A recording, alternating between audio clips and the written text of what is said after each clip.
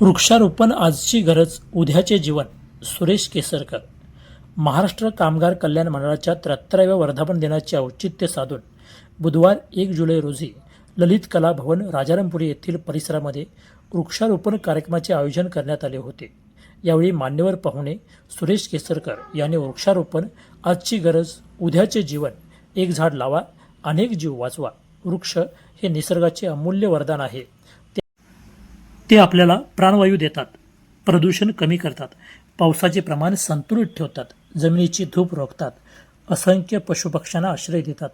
वाढते तापमान, जंगलतोड आणि पर्यावरणीय असंतुलन यामुळे आज वृक्षारोपण ही केवळ सामाजिक जबाबदारी नसून काळाची गरज बनली आहे.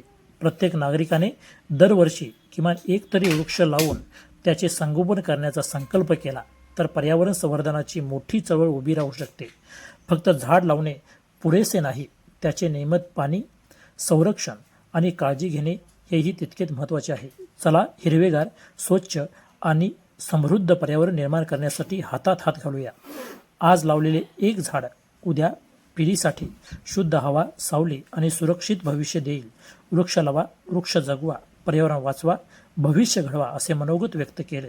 यावेळी गुणवंत कामगार संभाजी थोरात, अनिता काळे, भगवान माने, ॲडव्होकेट राजश्री हसवनीस तसेच भारती जाधव सामाजिक कार्यकर्त्या यांच्या उपस्थितीत वृक्षारोपण कार्यक्रम संपन्न करण्यात आला.